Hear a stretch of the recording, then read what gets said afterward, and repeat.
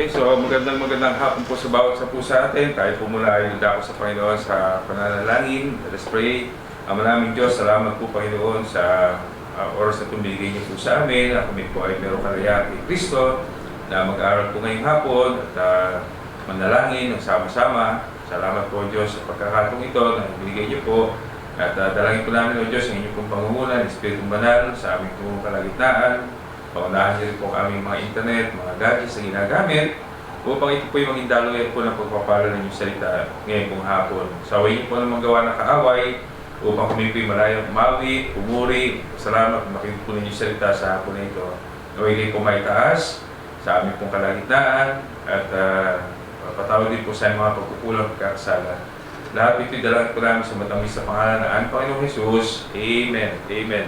Muli magandang hapon po sa bawat isa. Tayo po muli aawit sa Panginoon.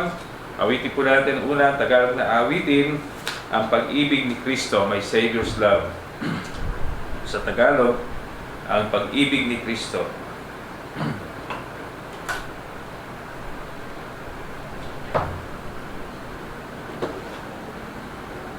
Okay, makiisa ho tayo sa atin yung pag-awit.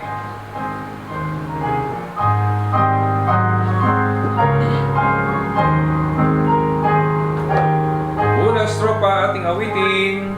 Tunay na di madalumat ang pag-ibig ni Kristo.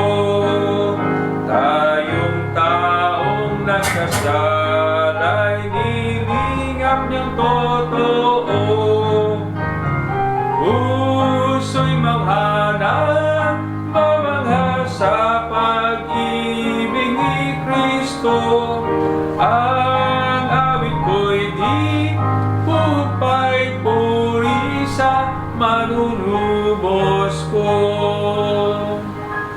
Tinungo niyang may pagtangis ang Getsemani hardin. Lungkot sakit tiniis niya dahil lamang sa atin.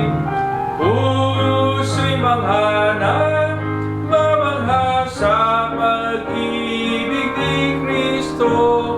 Ang awit ko'y di upay puri sa manunubos ko.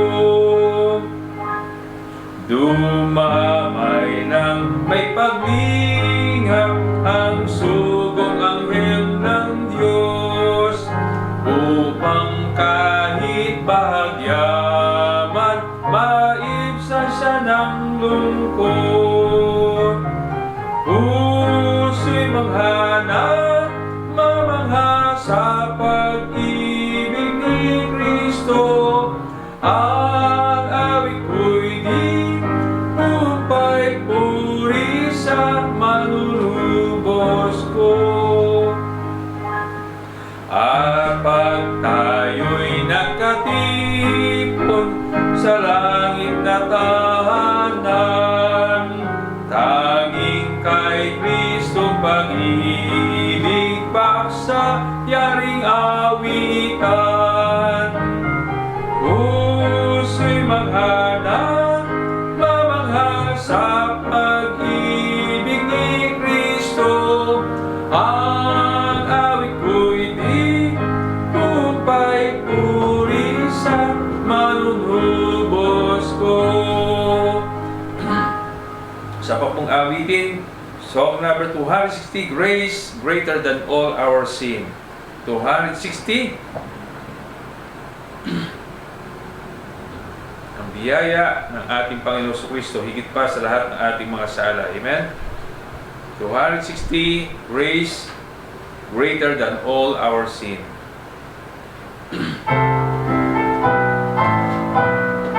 And sing the marvelous grace of God. Marvelous grace of our loving Lord, grace that exceeds our sins and our guilt. Yonder on Calvary's mount outpoured, there where the blood of the Lamb was spilled.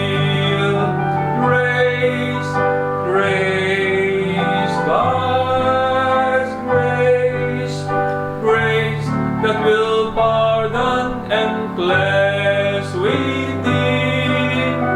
Grace, grace, God's grace, grace that is greater than all our sin. Sin and despair like the sea waves cold threaten the soul with infinite loss. Grace that is greater, yes, grace untold, points to the refuge, the mighty cross. Grace, grace, God's grace, grace that will pardon and cleanse within. Grace, grace, God's grace, grace that is greater than all our sin. On the last verse now. Marvelous, infinite, much less grace, freely bestowed on all who believe. You that are longing to see His grace, will you this moment His grace receive? Grace, grace, God's grace, grace that will pardon and cleanse within. Grace, grace, God's grace, grace that is greater than all our sin. Bago ho tayo patuloy na umawit, ay last lang po natin ibigay lang po sa mahalagang mga announcement po sa atin. Now, this coming Sunday is our Mother's Day Sunday. Kaya nga po, nais po natin na tayo po yung mag-invite ng mga nanay po ng tahanan upang makadalo po sa ating pagtitipon this coming Sunday. 8:30 ang start hanggang 11 o'clock. And panalangin po natin na marami po makadalo kasama po sa ating pananambahan this coming Sunday.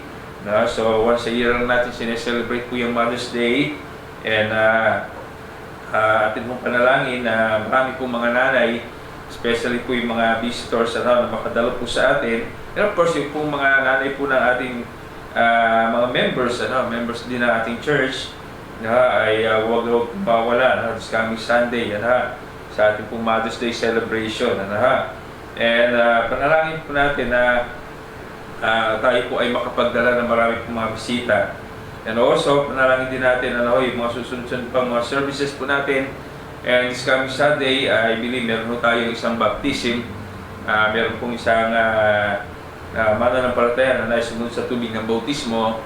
And please pray, yung mga candidate for baptism po natin, na sana po sila ay sumunod din sa tubig ng bautismo. Sila po na nakakilala sa ating Panginoon Kristo ay marapat-rapang na lamang na sumunod sa tubig po ng bautismo. And dalangin din natin na bukas po may iayos po natin yung ating baptistry para po magamit the next day. And also yung men's fellowship po natin, tayo nagpapasalamat sa Panginoon. Nito pong nakaraang Tuesday ay natuloy po. And yung pong mga picture po niyan ay makikita po natin sa ating pong weekly publication na ating Adelpos circular, yung ating weekly publication. At ilalagay po natin dyan yung kuha po namin nung po sa aming men's fellowship. Walo po kami nakapunta ho doon, kasama po si Brother Ian at saka si Brother Noel. At aning po na mga tatay, kasama na po ako, kasama po natin doon. At kakagalakan po natin na meron kaming banding. Sa bawat isa, may usapan, meron pong lesson. Wala lang po kaming games, kasi hindi naman type ng mga tatay may games, kami lang kasi. So, panalangin po natin, ito po ay maulit po namin uli. At kami po talaga nag-ride, kami po ay nagmotor papunta po sa sa venue na kung saan po kami nag-meeting at kumain at fellowship. So panalangin po natin yung mga tatay din ng tahanan. Panalangin din natin po yung mga may karamdaman, patuloy na bigyan sila ng kagalingan mula sa ating Panginoon. And also yung mga urgent needs po natin, I hope patuloy natin pinag-pray. House of worship, church property, church workers, supported members, yung discipleship program po natin every Saturday sa ating mga young people. So yung discipleship lesson po natin, panalangin din natin yung mga bagong pamilya na ating binabible study na Marie family, Salis family, family po ni Lira. Pray po natin yung mga bagong mga pamilya po na yan na sila po ay ma-encourage na magpatuloy, makadalo at makasama po sa atin ng pagtitipon kung mag-usap pa ng palataya. So yun po yung mga bagay po na yan na dapat natin pag-pray. Also, panalangin din natin yung po yung church project po natin, yung pong ating pong signboard yan po sa labas. So nakapagbigay na po tayo ng budget para po sa materials. Please pray na yan po ay maisagawa and matapos at maikabit po natin. So, panalangin din natin po mga missionaries, Pastor Altura ng India, Pastor Nierbes ng Vietnam, Pastor Portin ng Guatemala, Pastor Nicar ng Carmona, at Pastor Jan ng Talisay, Batangas. Okay? So, yung mga pinag-pray po natin ng mga missionaries, atin pong sinusuportahan. And also, atin pong binabati po yung ating pong mga kapatiran na nag-birthday po ngayon pong buwan ng Mayo. Si Ma'am Alice po ay kahapon, March 5, Si San Marcel ay bukas, May 7, Nanay Marta May 15, Brother Aaron May 21. And also, happy wedding anniversary kay Brother Dio at Sister Citadel sa May 19. Okay, so yun po yung mga announcement po sa atin. At patuloy na pag-pray po natin yung ating pananambahan na masa tayo na tuloy-tuloy na po yung ating sama-samang pagtitipon. At kahit kung matapos po itong eleksyon ay magkaroon pa rin tayo ng kalayaan na magtipon ng sama-sama. Okay? So panalangin po natin mga bagay na yan and I hope kayo sa huhukay sa atin hong mga pananalangin. Okay? So tayo po yung muling umawi sa Panginoon.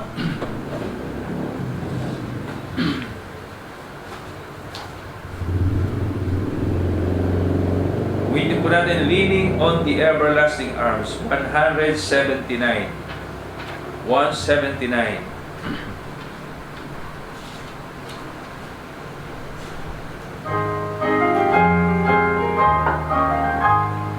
What a fellowship, what a peace is mine, on the everlasting arms. What a blessedness, what a peace is mine, leaning on the everlasting arms, leaning, leaning, safe and secure from all alarm, leaning, leaning, leaning on the everlasting arms. Oh, how sweet to walk in this pilgrim way, leaning on the everlasting arms. Oh, how bright the path grows from day to day. The everlasting arms, leaning, leaning, safe and secure from all alarm, leaning, leaning, leaning on the everlasting arms. What have I to dread? What have I to fear? Leaning on the everlasting arms. I have blessed peace with my Lord so near. Everlasting arms, leaning, leaning, safe and secure from all alarms, leaning, leaning, leaning on the everlasting arms. Amen. Salamat po sa mga awitin po na yan. Tayo po ay dadako na sa ating hong pag-aaral ng salita ng Diyos ngayong pong hapon. At ating hong itutuloy yung ating hong pag-aaral sa aklat po ng 1 John sa ating pong series ng lesson, The Love of Christ in the book of 1 John. Tayo po ay nasa lesson number 13. And we are still in chapter 4 And tayo po ay mag-uumpisa ng ating pag-aaral from verse number 7 hanggang verse number 10.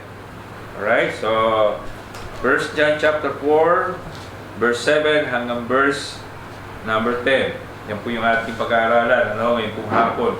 So I hope by this time ay inyo na pong hawak po inyo pong mga Biblia at tayo po ay dadako sa pagbabasa po nito. Okay? So 1 John chapter 4, verse number 7 hanggang 10. Okay, 1 John chapter 4, verse 7 to 10.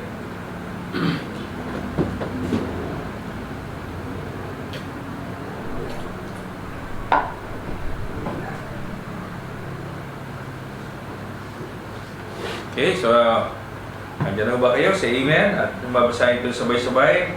Ready? Begin. 1 John chapter 4, verse 7 to 10. Beloved, let us love one another, for love is of God, and everyone that loveth is born of God, and knoweth God. He that loveth not, knoweth not God, for God is love. In this was manifest the love of God toward us, because that God sent His only begotten Son into the world, that we might live through Him. Herein is love, not that we love God, but He loved us and sent His Son to be a propitiation for our sins. Okay, so pagpalain na nga po ang pagkabasa ng kanyang salita. Atin hong tatalakay po ngayong gabi lahat. So, verse 7 hanggang verse number 10.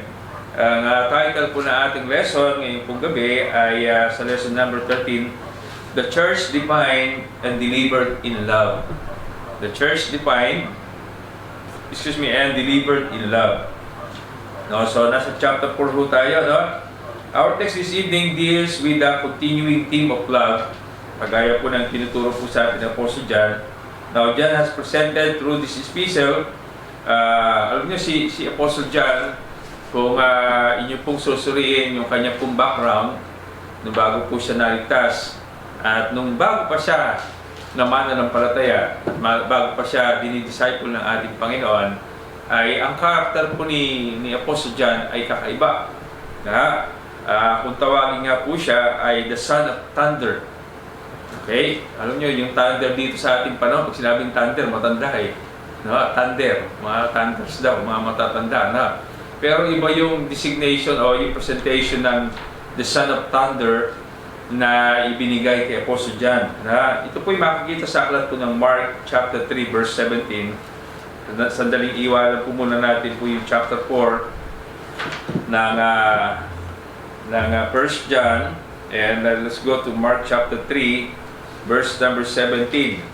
So atin pong binisisi ang kanya pong buhay ni Apostle John, at nung kanyang lagi sinasabing my little children ay sa panahon na sinusulat po niya yung 1 John ay he was an aged man. Sabihin, may edad na po siya. In fact, siguro talagang medyo matanda na po siya. Kaya pag pinag-usapan po yung years ng pagiging mananampalataya at pag pinag-usapan po yung years niya sa ministry, ay he has all the authority na sabihin sa kanyang mga tinuturuan, my little children. Okay, so I believe wala lang higit na mas matanda pa kaysa sa kanya. Now, pero dito po sa Mark chapter 3 ay verse number 17, ating tingnan doon, 3 verse 17.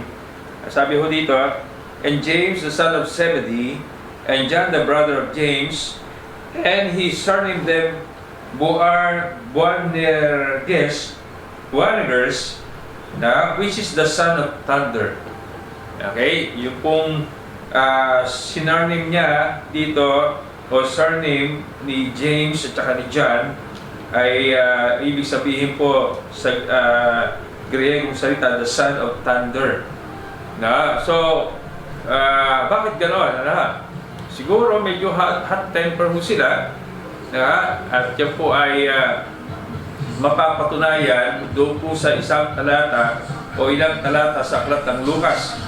Sa Luke chapter 9, atin po buksan doon sa Luke chapter 9, at makikita natin ito po yung tao, si John yung tao madaling magalit at medyo mababaw ang pangunawa nung siya po ay unang nakakilala sa Panginoon. Okay?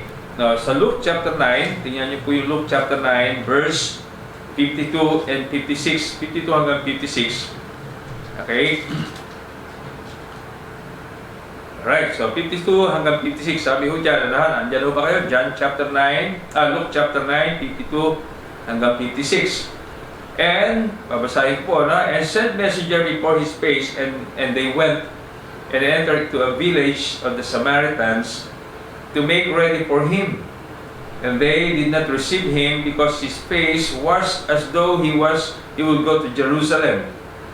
And when his disciple James and John saw this, they said, Lord, wilt thou that we command fire to come down from heaven and consume them, even as Elias did? And he turned and rebuked them and said, Ye know what manner of spirit ye are of, for the Son of Man is not come to destroy men's lives, but to save them. And they went another village. At yung hot temper po ni James at ni John, kaya nga tinawag sila the Son of Thunder. Yung medyo maligalig sila at madaling mag-init ang ulo. Sapagkat itong pagkakataon ito, nagpadala po ng mensahero sa isang village ng Samaritans, ay nireject po ito. At sa galit po ni James at saka ni John, ni Santiago at saka ni Juan, ay sabi niya sa Panginoon, pwede bang magpadala tayo ng apoy doon sa village na yon, galing sa langit upang tupukin sila, nakagaya ng ginawa po ni Elijah nung panahon po niya. Sabi ng Panginoon, iba yung inyong mga espiritu, ano ba kayo? Nilibyok sila ng Panginoon at sinabi niya, hindi ako naparito para sirain o wasakin ang buhay ng mga tao. Kung hindi, iligtas sila. Okay? So, nakita niyo po ba yung very contrast sa pagkakataong ito na sinusulat po yung aklat ng Juan? Amen? Yung aklat ng 1 John, nung sinusulat po ni Apostle John po ito, ibang-iba na yung kanya pong karakter at siya po ay meron ng pag-ibig na sa kapwa. Amen? Meron na siyang malalim na pangunawa sa kalagayan ng isang tao. Samantalang nung siya ay naabot ng Panginoon at kung siya po ay tinuturuan ng Panginoon for 3.5 years, ay ganun yung kanilang attitude. Diba? Pero dito nakita ho natin, yung kanyang tao, isang tao madaling magalit at mababaw pang unawa, ngunit lumalim ang pagmamahal sa kapwa dahil lang po kay Kristo. Amen? It is because of Christ na tayo po ay nagkakaroon ng pagbabago sa ating buhay. Amen? It is because of Christ's love toward us, nagkaroon ho tayo ng malalim na pangunawa na umibig din sa iba, kahit hindi po dun sa mga taong kaibig-ibig. Amen? So yun po yung tema ng aklat ng Juan. Ibig sabihin, meron siyang authority na magpakita ng kanyang dakilang pag-ibig kasi nakita po natin na yung kanyang buhay ay nabago, yung kanyang pong buhay ay nagkaroon ng drastic change dahil lang po sa pag-ibig na ating Kristo. Okay? Now, ito po yung mga key verses atin pong tingnan. Balikan natin po yung 1 John chapter 4 verse 7 and 8. 1 John chapter 4 verse 7 and 8. Okay? Now, anong sabi ho dito? 1 John chapter 4 verse 8.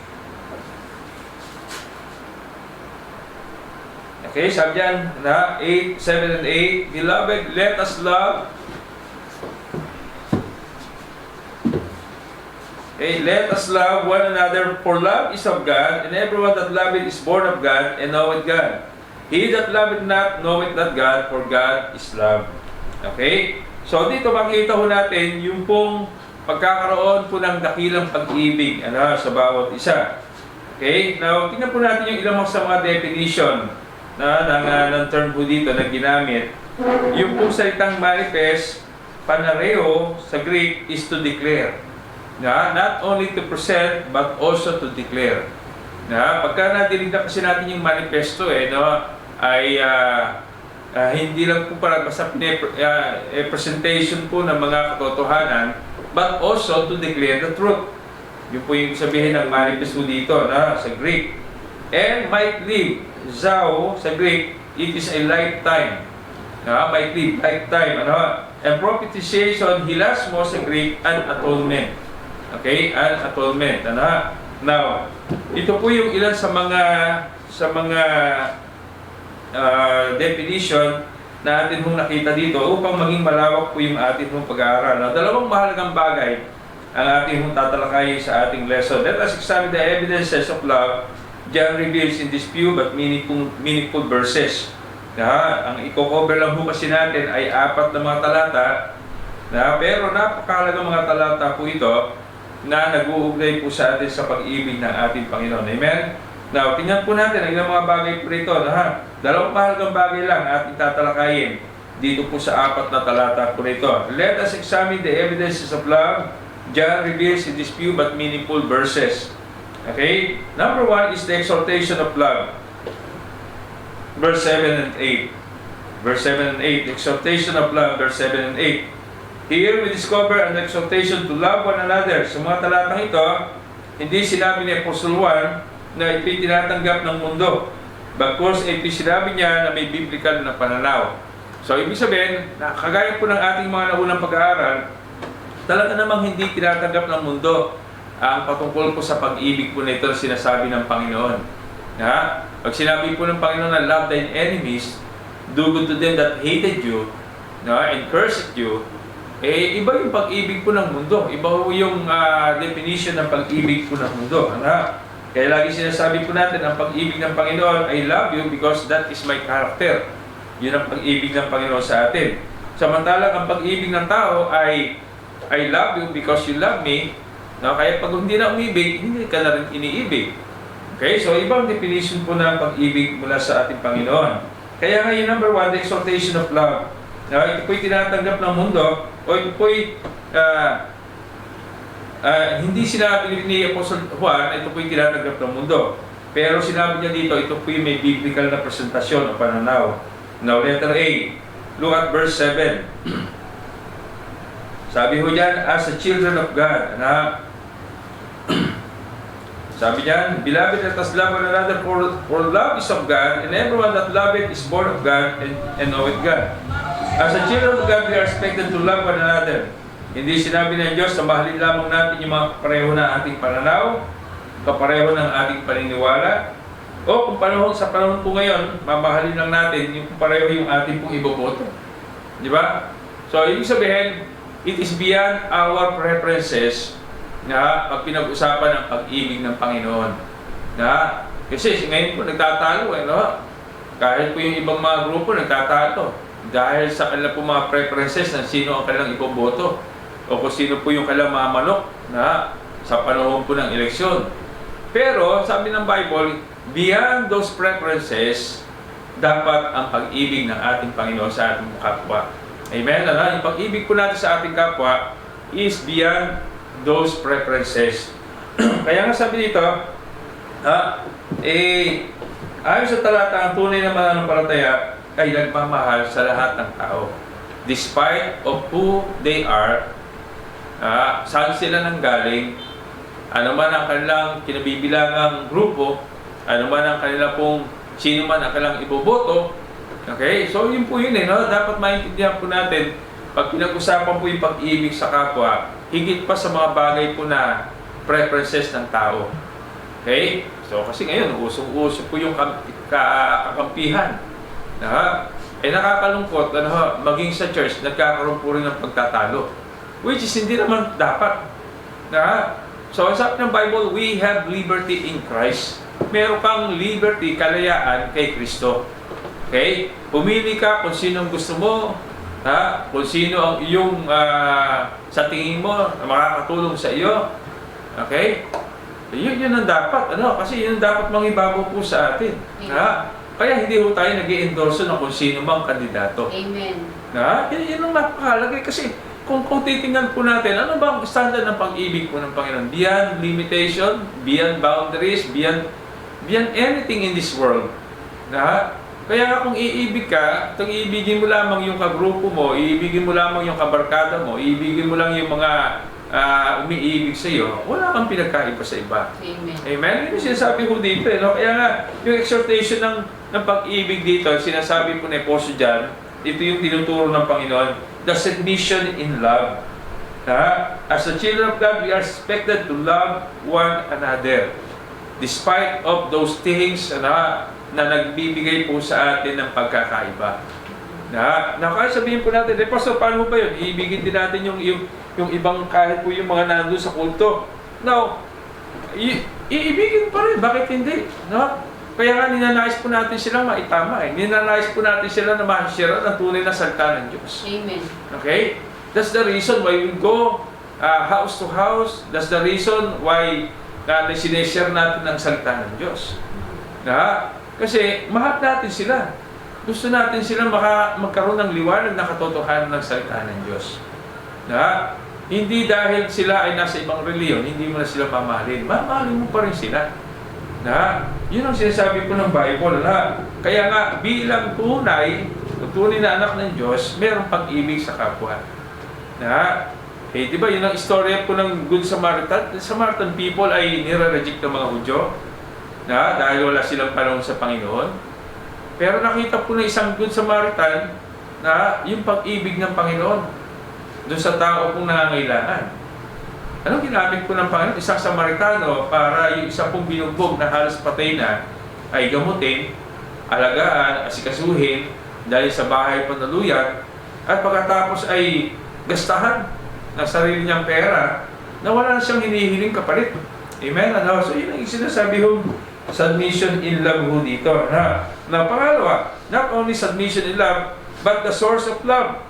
Love is of God, sabi ng Bible. Love is one of the greatest character traits of God. It reveals part of His very essence.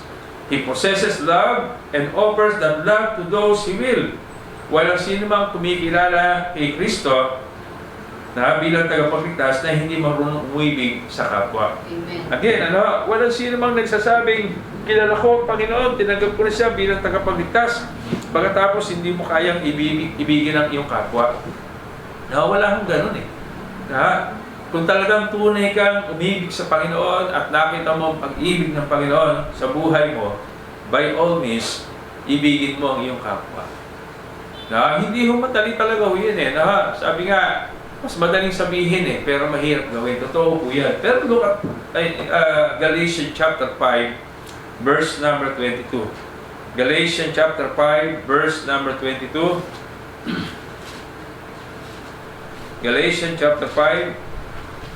Sundan niyo po ako, verse number 22. Galatians 5:22. Sabi po ng Bible, but the fruit of the Spirit is, number 1 is love. So imagine mo, nung ikay nakakilala sa Panginoon, binigyan ka ng bunga ng Espiritong Banal sa buhay mo, sapagkat ang Espiritong Banal, Banal Espiritu ay nanahas sa buhay mo. At ang bunga nito, ang unang sinabing bunga nito ay pag-ibig. Amen? Sabi ng Bible, Galatians 5:22, sabi niyan, but the fruit of the Spirit is number 1, love. Love, pag-ibig. Joy, peace, long-suffering, gentleness, goodness, faith, meekness, temperance. Against such there is no law. Okay? So nakita mo natin dito, the source of love, galing sa Panginoon. Siyempre, galing sa Panginoon yung pag-ibig. Kaya nga, ito ay dadaloy po sa atin. At ang unang bunga ng pananampalataya sa buhay mo, unang bunga ng Espiritong Banal sa buhay mo, ay pag-ibig. Now, look at 1 Thessalonians chapter 4, verse 9 to 10. 1 Thessalonians chapter 4, verse 9 to 10.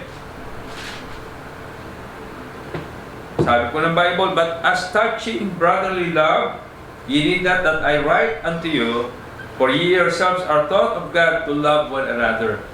And indeed, ye do it toward all the brethren which are in Macedonia. But we beseech you, brethren, that ye increase more and more. Ano sinasabi ko dito ni Pablo sa mga taga-Thessalonia? Yung pong brother nila, pagka pinag-usapan, yung brother nila, sabi ko ng Bible, hindi na kailangan sabihin ito sa inyo sapagkat nakita ho natin at tinuro na sa inyo na kayo po ay umiibig sa bawat isa. Amen? Di ba? Yung Macedonian Christian, ano po ginawa sa Jerusalem? dahil may pagmamahal po sila sa mga kapatiran sa Jerusalem, meron silang pangangailangan. Ang sabi po ng Bible ay sila po ay nagkaloob willingly na unang inilagay sa kanilang puso ang umibig at tumulong doon po sa mga kapatiran sa Jerusalem.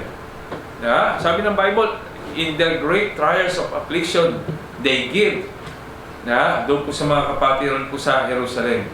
Imagine niyo yun, dahil po sa kalandakilang pag-ibig sa Panginoon, na ang Diyos na unang umibig sa kanila, ay sila po nagkaroon ng pag-ibig at nagkaroon sila ng pagtulong doon po sa pangangailangan, para matugunan ang pangangailangan ng mga kapatiran sa Jerusalem.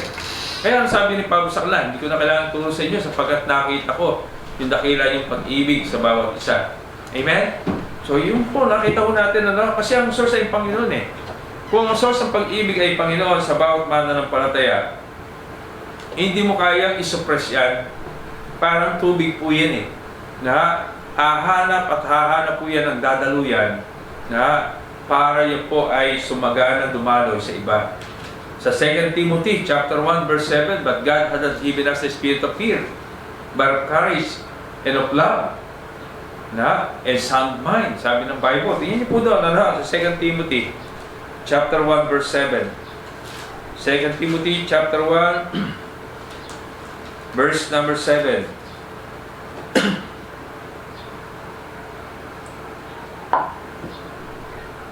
Ano sabi ng Bible? For God had not given us the spirit of fear, but of power and of love and of sound mind. Okay? Ang Diyos hindi ka binigyan ng espiritu ng takot, bagkus kapangyarihan at pag-ibig at kapanatagan ng kaisipan. So, ibig sabihin na ang espiritu ng Diyos, hindi ka binigyan ng espiritu ng takot. Kung hindi, sabi ng Bible, kapangyarihan, tapos pag-ibig at kapanatagan ng kaisipan. Kaya nga po, ang source po kasi ang Panginoon. Therefore, kung ang source ay Panginoon, ang source ng pag-ibig, natural lamang kung ikaw ay sa Panginoon na kung source na yan dadaloy sa iyo patungo sa iba. Amen? Pangatlo, let's go to the significance of love. Again, in verse number 7, ating i-analyze po yung verse 7 ng 1 John chapter 4. Beloved, let us love one another, for love is of God. And everyone that loveth is born of God and knoweth God. When we are born again in Christ, reconciled to God through Him, we become a new creature. The anger and hatred of the past is replaced with the love and compassion of God. Sabi nga, yung love at saka anger, ay hindi pwedeng mailagay sa isang puso. Amen? Yung love at saka anger, hindi pwedeng mailagay sa isang puso eh. Hindi pwedeng umiibig tapos nagagalit. Klaseng puso yun. Pag umibig, umibig. Pagka galit, galit. Pero yung laman ng puso ng pag-ibig at saka galit, hindi pwedeng mapuno yung puso mo ng galit at saka pag-ibig. Okay? Kagaya po ng light and darkness. Hindi pwedeng mag-okupa yung light, liwanag sa kadiliman. Either kadiliman or either liwanag. Sabi ng Bible, kung tayo po ay naging bagong nilalang sa harapan ng Panginoon, 2 Corinthians chapter 5 verse 17, di ba sabi doon, therefore, if any man be in Christ, he is a new creature, all things are passed away, behold, all things are become new. Ang sino mang nakikristo na, siya ay bagong nilalang. Lahat ng bagay ay nakalipas na, masdan mo, lahat ay naging awang bago sa Panginoon. So, ibig sabihin, yun ang panuntunan ng Panginoon, even with regards to love. Kaya nga sabi po ng Bible, that's the significance of love. We become a new creature and the anger and hatred of the past is replaced with love and compassion of God and from God. Tingnan niyo po sa 1 Peter chapter 1 verse 22. 1 Peter chapter 1 verse 22. 1 Peter chapter 1 verse 22. 1 Peter chapter 1 verse 22. Ang sabi ng Bible 1 verse 22, seeing ye have purified your souls in obeying the truth through the Spirit unto the unfeigned love of the brethren, see that you love one another with a pure heart, fervently. Okay, fervently. Now, isa pa, kung titingnan po natin, 1 John chapter 3, verse 16. Hindi ko na ilagay dyan, pero 1 John chapter 3, verse 16. 1 John chapter 3, verse 16. Ano po sabi ng Bible sa verse 16? Sabi dyan, hereby perceive we the love of God, because He laid down His life for us, and we ought to lay down our lives for the brethren. Kung paano po binigay niya ang kanyang buhay para po sa atin, dapat magbigay din tayo ng buhay para sa ating mga kapatiran. Paano natin bibigay yung buhay natin para sa mga kapatiran? Magkaroon ka naman ng pagpapakita ng pag-ibig sa kanila. Amen? Concern sa kanila. Pag mayroon bang mga kapatiran, may pagsubok, anong concern mo? Paano mo ipapakita yung pag-ibig mo? Pag mayroon bang mga kapatiran na sinamatayan, paano ipapakita yung kanyang concern mo sa kanila? Pag mayroong mga kapatiran may sakit, paano mo ipapakita yung pag-ibig mo sa kanila at concern mo sa kanila? Kailangan pa bang i-memorize yun? Kailangan pa bang sabihan ka? Kailangan pa bang sabihin sa iyo, bisitahin mo naman si ganito, may sakit. Hindi na di ba? Amen. Kasi kung mayroon kang pag-ibig na mula sa Panginoon, sabi ho dyan 1 John chapter 3, verse 16, sabi dyan, hereby we perceive the love of God, because He laid down His life for us, and we ought to lay down our lives for the brethren. Diyan mo natin kinuha yung Brethren Bible Baptist Church. Yung ating pangalan na ating church. 1 John chapter 3, verse 16. Okay? Kaya nga po, sa letter C, the significance of love. Significance. Gano'n ba kahalaga sa iyo yung pag-ibig ng Panginoon na naibahagi sa iyong buhay? Simula nang ikay naligtas hanggang ngayon. Paano mo pinapakita yung pag-ibig ng Diyos sa kapwa? The letter D. Look at verse number 8. Look at verse number 8. He that loveth knoweth not God, for God is love. He that loveth not, siya na hindi umibig, knoweth not God. Siya na hindi umibig, hindi talaga kilala ang Diyos.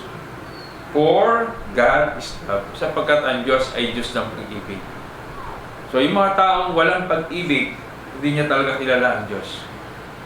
Yung po yung scrutiny of love. Sabihin, pag scrutiny, yung bang uusisain mo talaga kung talagang ito ay sa Diyos.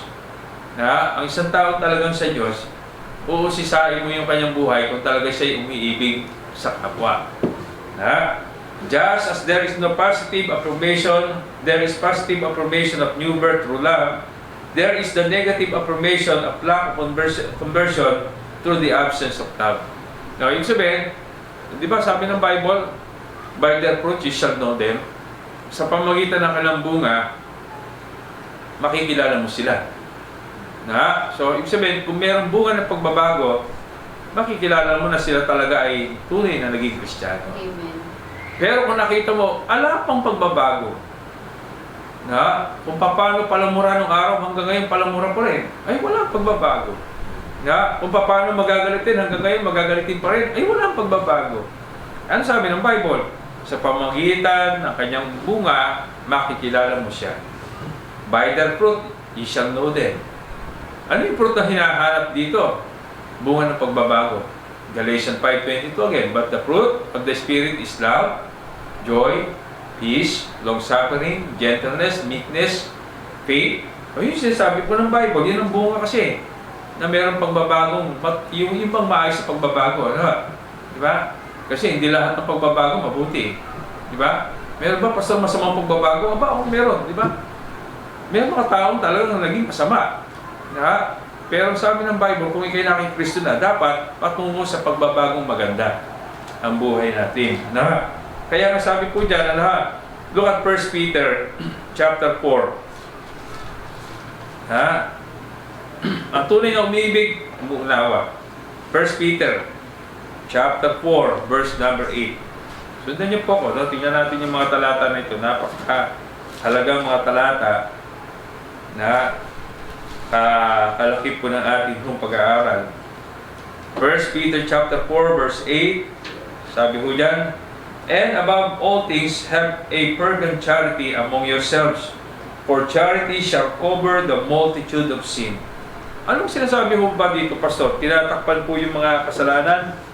Dahil mahal mo isang tao, pagtatakpan mo yung kanyang kasalanan, hindi mo yung ibig sabihin nun. Na, sinasabi ko dito, basahin natin ulit, ha? Sabi dyan, and above all, higit sa lahat ng bagay, fervent charity, have a fervent charity among yourselves. Magkaroon ka ng matinding pagmamahal sa bawat isa.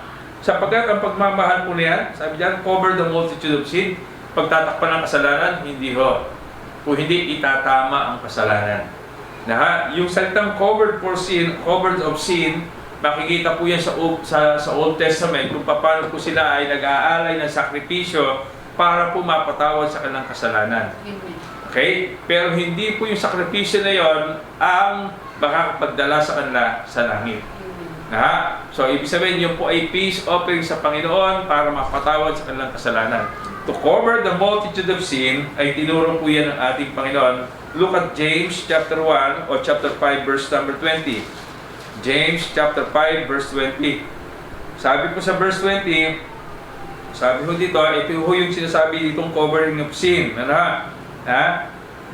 Let him know, pakinggan nyo ito, James chapter 5 verse 20, let him know that he which covereth the sinner from the error, or converted the sinner from the error of his way, shall have a soul, shall save his soul from death, and shall hide a multitude of sin.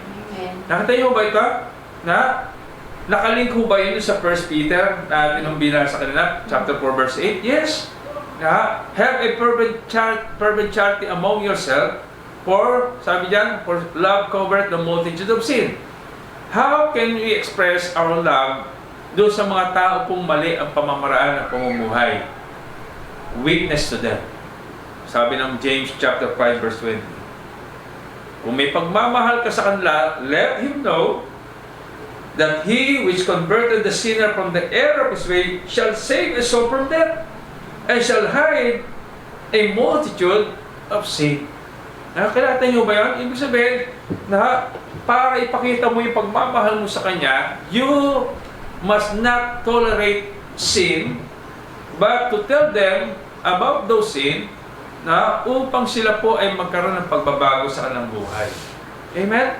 Yun ang sinasabi mo dito, na kung may pag-ibig sa kanila, ipakita mo kung ano yung katotohanan ng salita ng Diyos. Amen? Yun ang sinasabi mo dito, because Jesus loved us, He revealed us with His love. Diba?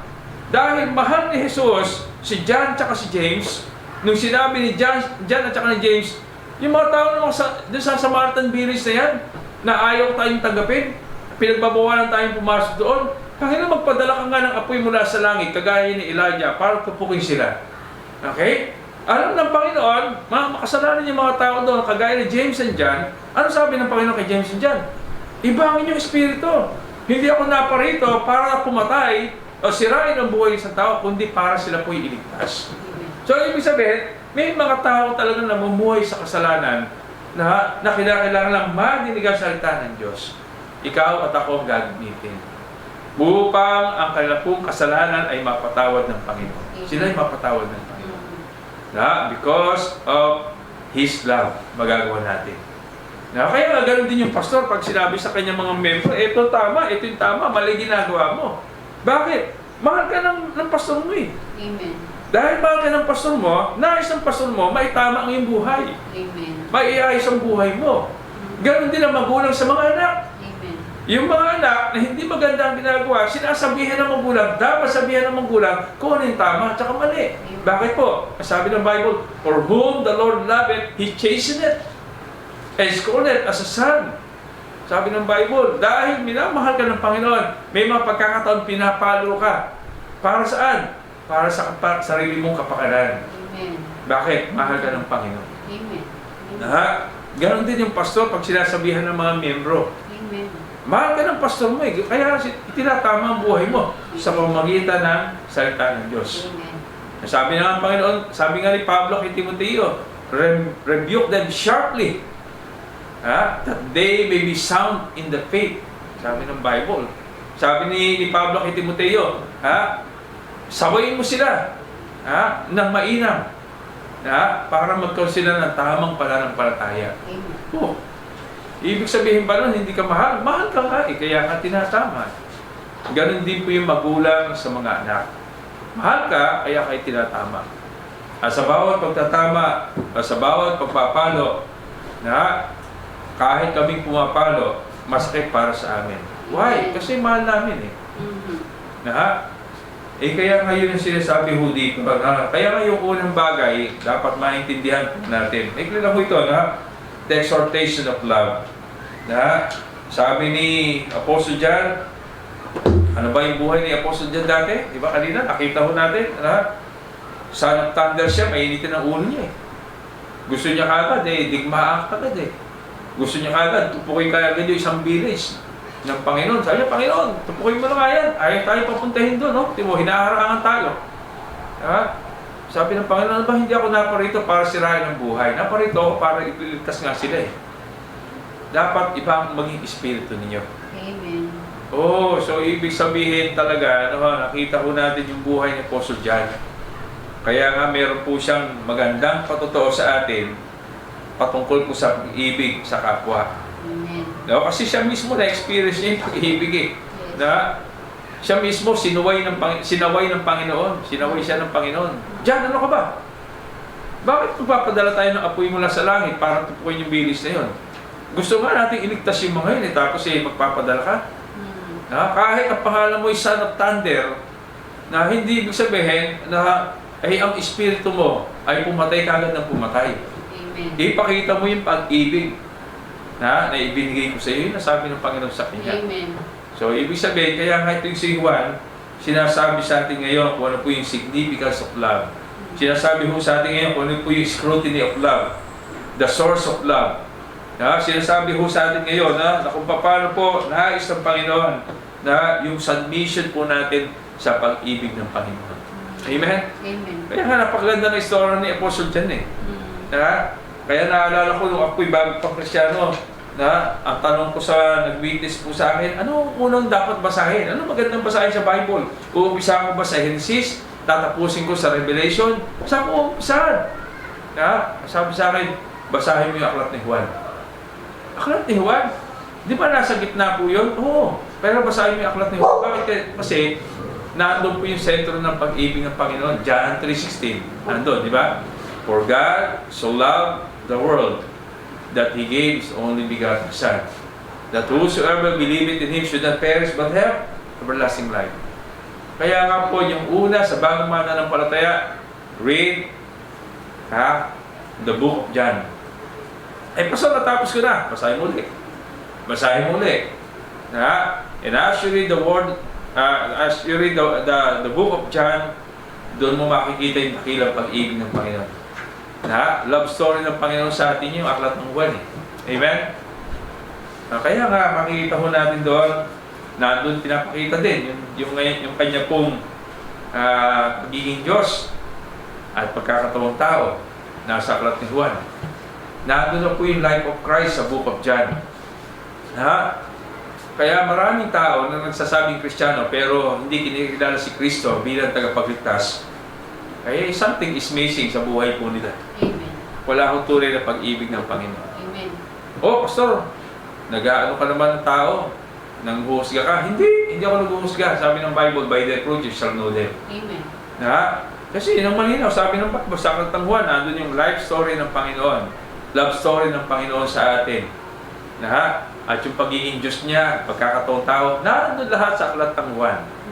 Kaya nga, sino nagsulat ng aklat ng Juan? Si Apostle John.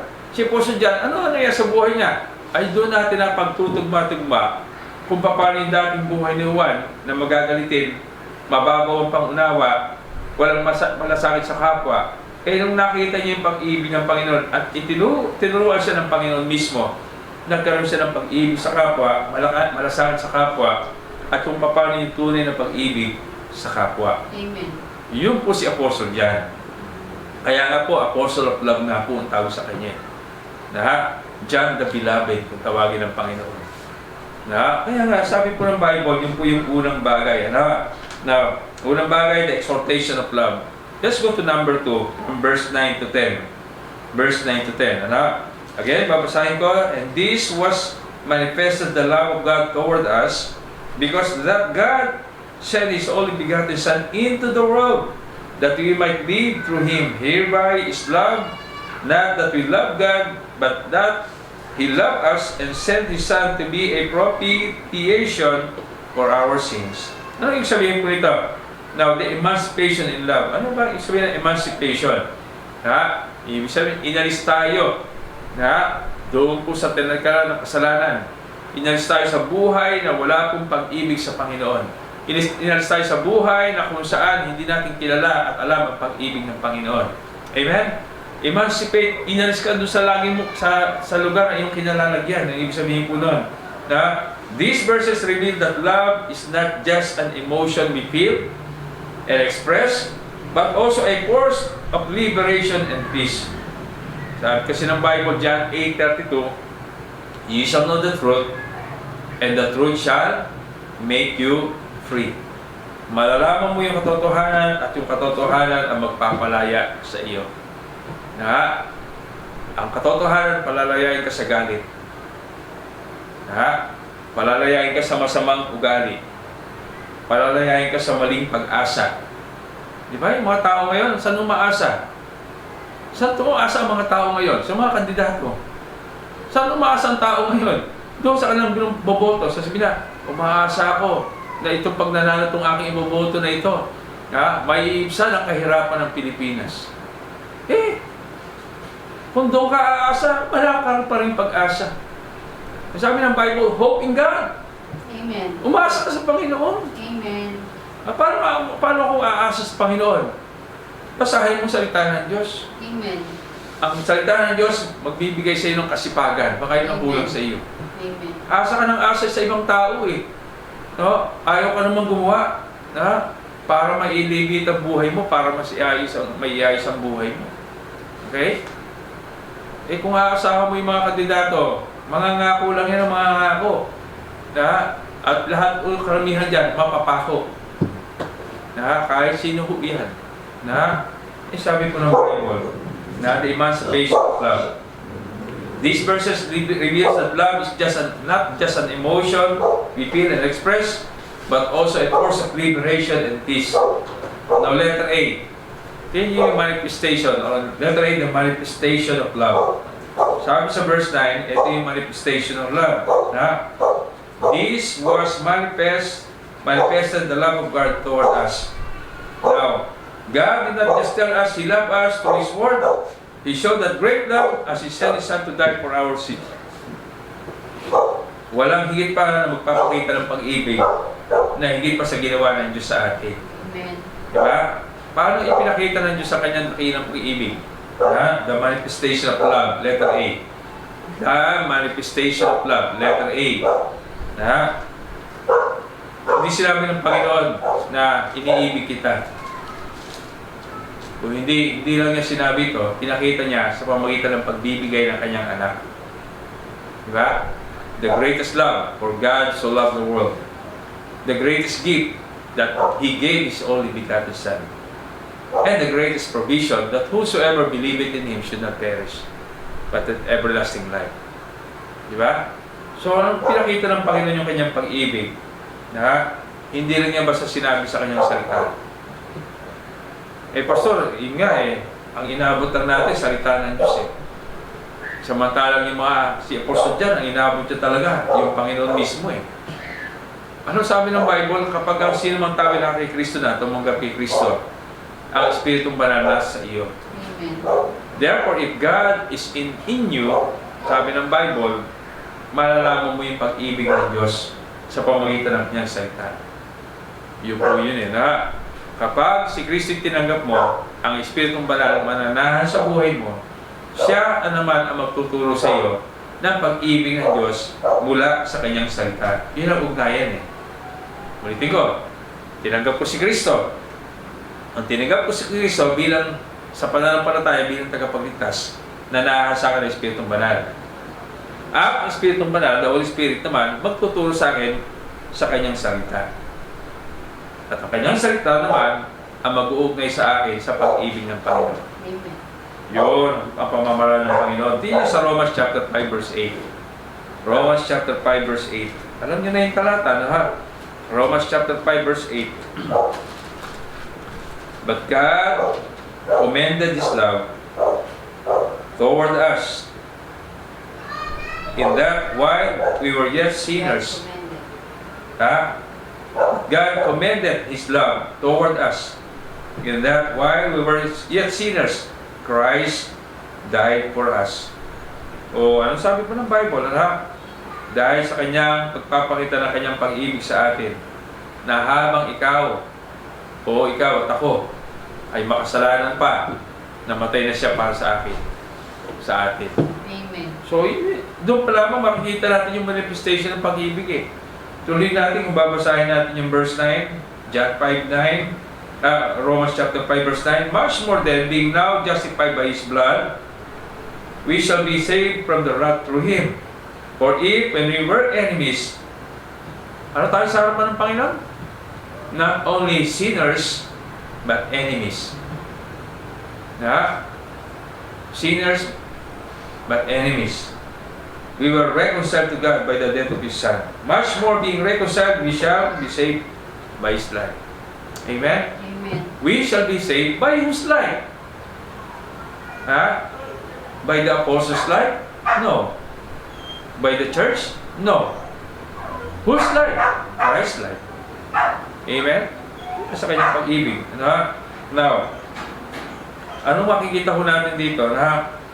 Kaya yung manifestation ng pag-ibig ng Panginoon. Now, letter B.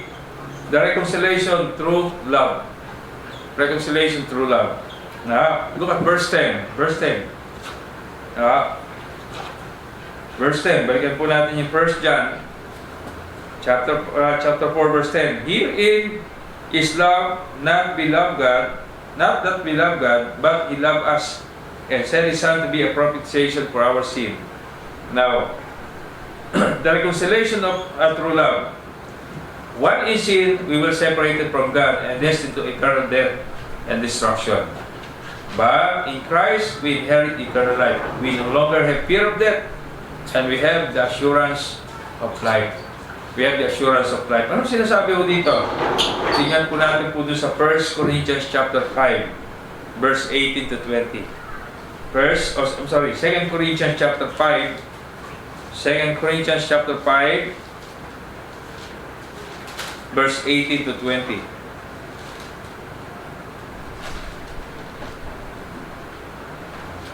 Ano sabi ko dyan? All things are of God who reconciled us to Himself by Jesus Christ and have given us the ministry of reconciliation. To wit, that God was in Christ reconciling the world unto Himself, not imputing their trespasses unto them, and hath committed unto us the word of reconciliation. Now then we are ambassadors for Christ, as though God did beseech you by us. We pray you in Christ's stead, be ye reconciled to God. Ano sabi po ng Bible? The reconciliation through His love.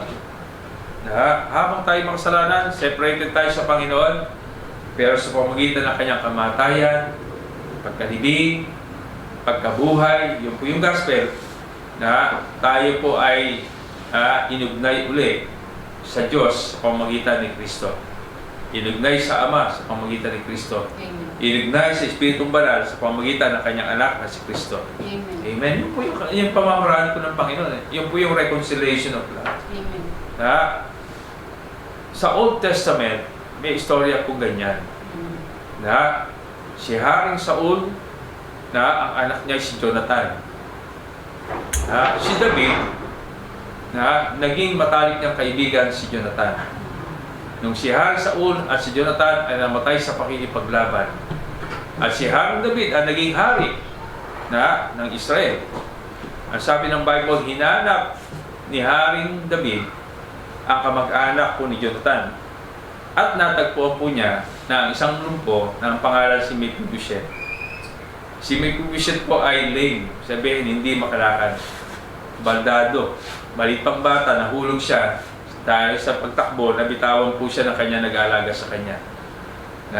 Ang sabi ng Bible, hindi makalakad si Mephibosheth, walang silbi na para sa kaharian. Pero sabi ng Bible, sabi ni David, for Jonathan's sake, na ay mamahalin ko si Mephibosheth sapagkat nakikita ko sa kanya na ang kanyang amang si Jonathan.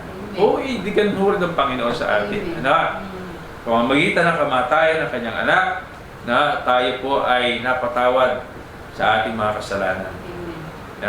And every time na isang pong makasalanan nagsisisi at nanampalataya kay Kristo, ang nakikita ng Ama sa kanya ay ang kanyang anak na si Kristo. Yun po sinasabi po ng Bible. Ano yun sinasabi dito na reconciliation through His love. Then let us see panghuli. Look at verse number 10. Again, 1 John chapter 4 verse 10. Herein is love, not that we love God, but He loved us and sent His Son to be the propitiation of our sin. Anong sinasabi mo dito? Na the propitiation through love, the saved by grace are viewed in the light of holiness of the Son rather than the guilt of our sin. We are reconciled to God, made acceptable to Him, and heirs to the promise through the propitiation of Christ. Kung ang isang tao, pakinggan nyo to, kung ang isang tao namatay din para sa isang tao, paano niya bilang tao may reconcile ang tao sa Diyos? Napagandang tanong, ulitin ko, kung ang isang tao namatay para sa isang tao, paano niya maiuugnay ang tao na yon sa Diyos? Amen. Tao lang siya Kung ang isang tao namatay para sa isang tao, paano niya maiuugnay yung tao na yon sa Diyos? Amen. Kung siya'y tao lamang. Kaya nga po sabi ng Bible, si Kristo, Diyos na nagkatawang tao. Amen. Upang ang taong makasalanan may ugnay sa Diyos sapagkat siya ay Diyos. Amen. Yun ang malinaw ho doon. Kaya doon sa mga taong hindi naniniwala na si Kristo ay Diyos na nagkatawang tao, paano mangyayari maiugnay ang tao muli sa Diyos? Amen. There will be no reconciliation. Amen. There will be no justification. There will be no sanctification. There will be no salvation. Amen. Wala yung mga bagay na yan. Kung isang tao lang namatay para sa tao.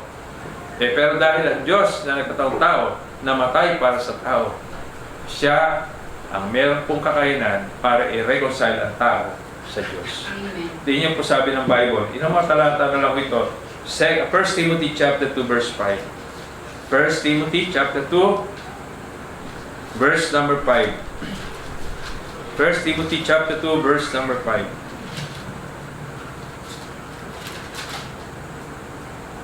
Sabi ng Bible, for there is one God and one mediator between God and man, the man Christ Jesus. Amen. He was Christ, the Son of the living God. He was man. Sabi ng Bible, nagkatawang tao siya.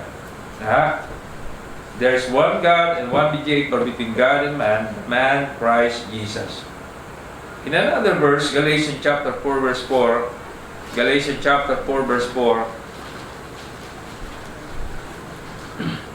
Galatians chapter 4 verse 4. Sabi ng Bible, but when the fullness of time was come, God sent forth His what? His Son. His Son, sino yun? Jesus Christ, made of a woman, made under the law. Continue in verse 5. To redeem them that were under the law, that we might receive the adoption of sons. And because ye are sons, God hath sent forth the Spirit of His Son into your heart, crying, Abba, Father. Wherefore thou art no more servant, but a son. If a son, then heirs of God through Christ. Linaw, di ba? Sabi ng Bible, di ba? Napakalinaw.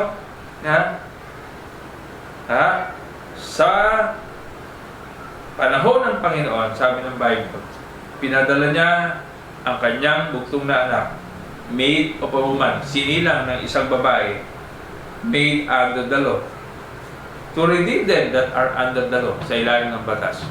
Okay, tayo ho yun, na nasabi ng Bible. Anong justification ng batas? Kamatayan. Di ba? For the wages of sin is death. Ang parusa ng batas, kamatayan. Di ba? 10 utos, hindi natin kaya tuparin. Isa lamang, you are guilty of all. At ang kabayaran ng kasalanan, kamatayan. Paano tayo matutubo sa ating kasalanan? Yun ang sabi ng Bible. In the fullness of time, God sent forth His Son. Na sa plano ng Panginoon, pinadala niya ang kanyang bugtong na anak. Nagpasako sa batas, made under the law, made of a woman, to redeem them that are under the law, that we may receive the adoption of son, para tayo po'y maging mga anak ng Diyos.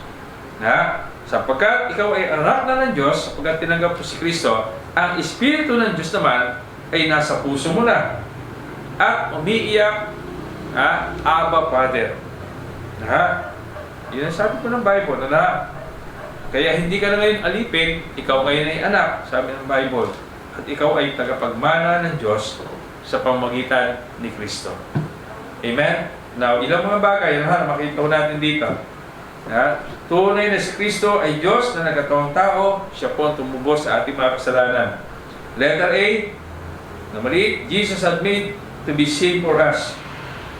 2 Corinthians chapter 5 verse 21.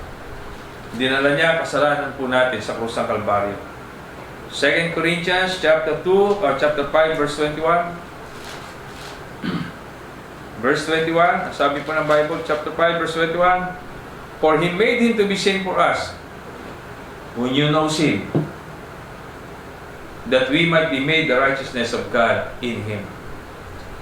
Siya po, inako niya, dinala niya ang kasalanan natin sa krus ng Kalbaryo. Siya na walang kasalanan upang ang katuwiran ng Diyos mapasa atin. Pangalawa, Jesus redeemed us from the curse of the law. Tinubos po tayo sa hatol po ng batas. Anong hatol ng batas? Kamatayan. Kaya lahat tayo mamamatay. Bakit? Lahat tayo makasalanan. Kung lahat tayo makasalanan, lahat tayo mamamatay. Walang exempted. Kahit ikaw ang pinakabata, sahanan na yung barkada. Kahit ikaw ang pinakabata, sa iyong kabatch, kahit ikaw ang pinakabata, sabi ng Bible, may kamatayan sa buhay mo. Pero sabi ng Bible, tayo'y tinubos sa parusa ng kasalanan o ng batas. Galatians chapter 3 verse 13. Kaya niyo po yung Galatians chapter 3 verse 13. Konti na lang po ito. 3 verse 13. Ano sabi ko dyan? Christ had redeemed us from the curse of the law, being made a curse for us, for it is written, cursed is everyone that hangeth on a tree. Kaya sabi ng Bible, He was numbered with the transgressors. Binilang siya kasama ng makasalanan. Diba? Doon sa krus ng Kalbaryo, ilang krus ba nandoon? 3. Binilang siya doon sa 2 magnanakaw. Male factor, sabi ng Bible. Kaya sabi ng Bible na dinala niya yung kasalanan. Yung sumpa ng batas, sabi ng Bible, tinubos tayo sa hatol ng batas. Then let us see, Jesus once offered our sin. Once suffered for our sin, died and rose again. Died, buried, and rose again. 1 Peter chapter 3 verse 18. Huling talata na lang po ito. 1 Peter chapter 3 verse 18. 3 verse 18. For Christ also had suffered for sin, the just for the unjust, that He might bring us to God, being put to death in the flesh, but quickened by the Spirit. Amen? Kaya po balikan po natin yung dalawang mahalagang bagay na natin mong tinalakay dito po sa aklat po ng 1 John chapter 4 verse 7 hanggang verse number 10. Una, the exhortation of love. The exhortation of love. Kailangan natin sa admission, kailangan makita po natin yung significance na ginawa ng Panginoon. Kailangan natin makita yung scrutiny of love, yung tunay na nagmamahal, tunay na sa Diyos. Pero yung mga pagmamahal, hindi talaga tunay sa Diyos. Pangalawa, nakita natin yung emancipation of love. Para ba tayo inalis sa dati natin buhay? Kasi pinakita ng Diyos sa kanyang pag-ibig. Na habang ikaw at ako'y makasalanan, namatay siya para sa atin. Amen? Kaya nga, nakita rin natin yung buhay ni Apostle John. Tinalakay natin kanina kung anong dating buhay niya. Siya yung taong magagalitin, mababaw ang pangunawa, walang malasakit sa kapwa. Pero nakita po natin na nagbago yung kanyang buhay nung siya po ay na-reconcile sa Panginoon. Amen? So tayo po imawit sa pang-awitin Let's sing Living for Jesus. Living for Jesus. Living for Jesus.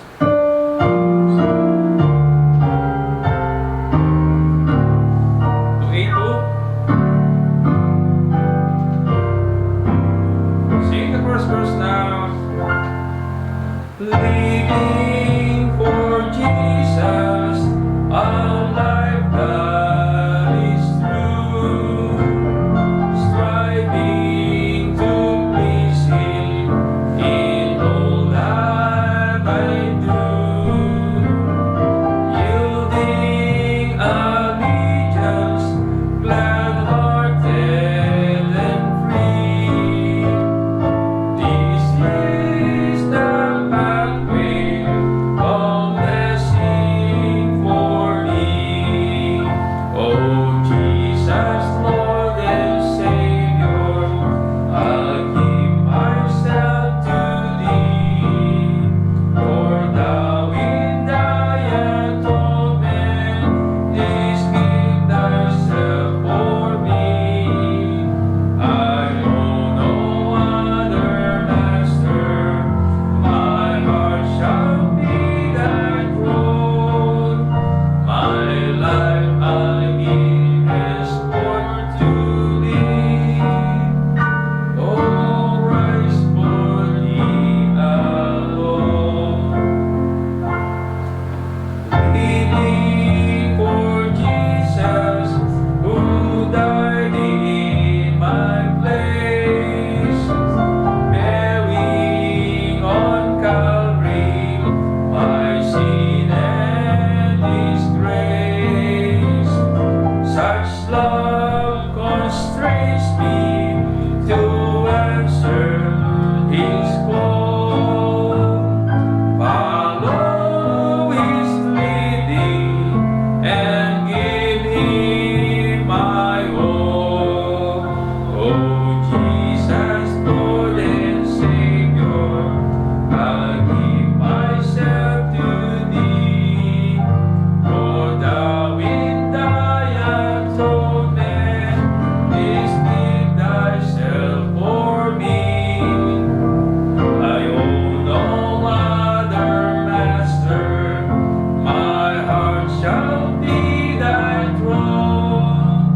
My life I'll give henceforth to Thee. Oh Christ, for Thee alone. On the last. Living for Jesus through earth's little while, my dearest treasure, the light of His smile, seeking the lost ones He died to redeem, bringing the weary to find rest in Him. Oh Jesus, Lord and Savior, I'll give myself to Thee. For Thou in Thy atonement didst give Thyself for me. I owe no other master. My heart shall be Thy throne. My life I give henceforth to Thee. Oh Christ, for Thee alone. Tayo po'y manalangin. Dakilang Diyos, salamat po sa amin po na pag-aralan ngayong pong gabi. Salamat po sa inyong salita na nahayag. Pagpalain po itong patuloy sa aming mga puso. Kayo pong patuloy na mangulat, mag-usap po sa bawat isa. Kung meron po sa amin pong nakapakinig ngayong pong hapon, ngayong gabi, na hindi pa po niya kilala ang aming Panginoong Kristo, nawa ay kayo po'y patuloy na mangusap sa Kanya, malaman po niya na siya po'y makasalanan at kailangan sa araw po na ito, isang araw tanggapin niya si Kristo bilang Panginoon at kapagligtas sa Kanyang buhay. Salamat po Diyos sa inyong pong biyaya, kahabagan po sa amin sa maghapon, kayo pong magbigay din sa amin ng kapahingahan sa magdamag, Salamat po sa mga kasagutan sa panalangin, sa marami pong panalangin po, Panginoon, na aming dinulog sa inyo. At patuloy po na pinapanalangin din namin ang marami pong mga pangailangan ng aming simbahan. At hanggang din ang bawat kapatiran, Panginoon, na lumago sa pananampalataya, mga misyonary po na aming sinusuportahan. Patuloy kayo mag-ingat. Kayo po magbigay sa amin ng kapahingahan sa magdamag at kalakasan po sa kinabukasan. Kayo rin po magbigay ng kagalingan sa mga kapatiran po may karamdaman at mga mahal namin sa buhay. Salamat po, Diyos. Pinupuri ka namin, Panginoon. Pinagkakatiwala sa inyong lahat. Sa pangalan ng aming Panginoong Jesus. Amen at amen. Muli, magandang gabi po sa bawat isa. May the Lord bless us all always. Salamat po sa ating pakikibahagi ng ating pag-aaral po ngayong gabi. Salamat po.